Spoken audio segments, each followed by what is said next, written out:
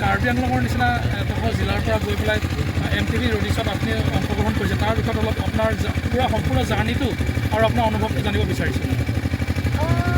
সম্পূৰ্ণ জাৰ্ণিটো ক'বলৈতো একদম বহুত লম্বা হৈ যাব, বিকজ সৰুৰ পৰাই মই যেতিয়া কাৰাটে কৰি আছোঁ।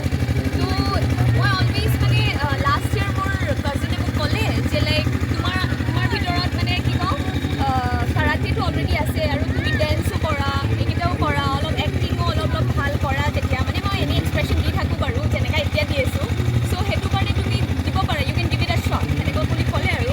চ' that's the reason I give it a shot and maybe সৰুৰ পৰা যিমান কষ্ট কৰিছোঁ এইটো পেইড অফ হৈছে বাৰু, তেনেকুৱা ক'ব পাৰিম। আৰু আপুনি কিমান বয়সৰ পৰা আপুনি এই জাৰ্ণিটো ষ্টাৰ্ট কৰিছিলে? মাৰ্চেল আৰ্টছৰ জাৰ্ণি মই কাৰাটে কৰিছিলোঁ when I was of actually মোৰ পাপাই কোচ হয়, চ' বেচিকলি মই যেতিয়া জন্মৰ পৰাই ইট ৱাজ ডিচাইডেড কি মই কাৰাটে কৰিব আছে মানে। চ' ডেটছ ৱাট। আৰু আম চ' চৰি মই এছামিছত ইমান ফ্লুৱেণ্টটো নহয় বাৰু, বাট মই ট্ৰাই কৰি আছোঁ এছামিছতে ক'ব কাৰণে, চিন্স মই অসমীয়া আছাম ৰিপ্ৰেজেণ্ট কৰি আছোঁ তেতিয়া। MTVত কেনেকুৱা লাগিছে আপোনাৰ তাত বিচাৰকসকলৰ যেতিয়া আপোনাক আঁকোৱালি লৈছে, আপোনাৰ সেইটো সময়ত অনুভৱটো অলপ জনাব আপুনি?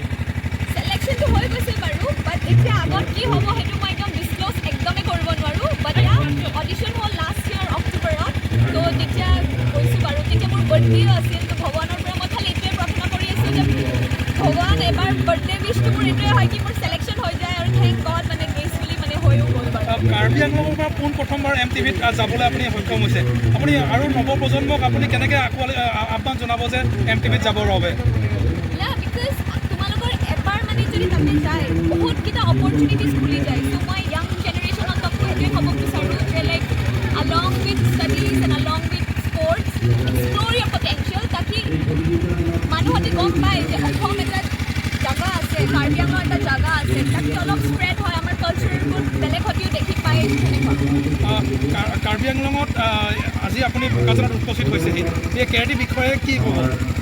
কাৰাটে মোৰ কেৰিয়াৰ, যদি মই কাৰাটে নাজানিলোহেঁতেন, তাতে মোৰ ৰিপ্ৰেজেণ্টেশ্যনটোও ইমান ভাল নহ'লেহেঁতেন, মানুহতে ইমান মোক মৰমে নিদিলেহেঁতেন। চ' কাৰাটে সেইটোৰ কাৰণে মই তাতে গৈছোঁ, সেইটোৰ কাৰণে মই ছিলেক্টো হ'লোঁ। তাৰ লগতে মোৰ এড হৈছে বাৰু, but karate is the best. Dancing karate উপৰিও আপোনাৰ বেলেগ হবি কিবা আছে নেকি? আই লাভ পয়েট্ৰি, মই লিটাৰেচাৰ ষ্টুডেণ্ট হয়, যেতিয়া মই পয়েট্ৰি অলপ ভাল পাওঁ। এণ্ড সেইটোৱে আৰু। আপোনাক এই জাৰ্ণিটোত সকলোতকৈ বেছি ছাপৰ্ট কোনে কৰি আছিলে? ক'ব গ'লে মই ঘৰতে পোৱাই নাছিলোঁ, নিজে মানে মই ভাবিলোঁ যাওঁ, যেতিয়া মই যাম পাই গ'লে মানে যেতিয়া মই দুটা অডিশ্যনটো মই যেতিয়া ক্লিয়াৰ কৰিলোঁ, মই পাপাক ক'লোঁ যে পাপা মই পালোঁ। ত' কণ্টিনিউছলি মোৰ পাপা আৰু মোৰ আণ্টি কণ্টিনিউছলি ছাপৰ্ট কৰি আছে। Thank you so' much for that. Thank you, best wishes. Bokajan rhino' ক্লাবৰ বিষয়ে আপোনালোকে কেনেকুৱা কি আয়োজন কৰিছিল ক'ব নেকি? হয়, বোকাজানত পোনপ্ৰথমবাৰৰ বাবে কেৰাটে ইভেণ্ট আজিলৈকে হোৱা নাই, বিভিন্ন খেল অলৰেডি হৈ গৈছে। ত' দিনটোৰ লগত আমাৰ কোচ আছে কেৰাটে কোচ, বিভিন্ন জেগাত আমাৰ ল'ৰা ছোৱালীয়ে ভাল প্ৰদৰ্শন কৰি আহিছে, বিভিন্ন জেগাত গুৱাহাটীতে নেশ্যনেল গেমতো ভাল প্ৰদৰ্শন কৰিছে।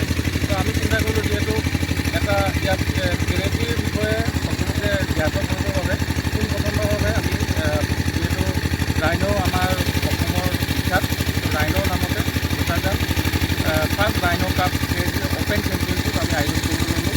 ত' আজি এদিনীয়া খেল, আজি 9 তাৰিখ 9 ফেব্ৰুৱাৰী দিনাখন এদিনীয়া কাৰ্যসূচী আমি ইতিমধ্যে কাৰ্যসূচী চলি আছে। অসম ভিত্তিত অডিয়েঞ্চ হয়, অপেন বুলি ক'লে ধৰি লওক বিভিন্ন ঠাইৰ পৰা আমাৰ ইয়াত খেলুৱৈসকল আহিছে।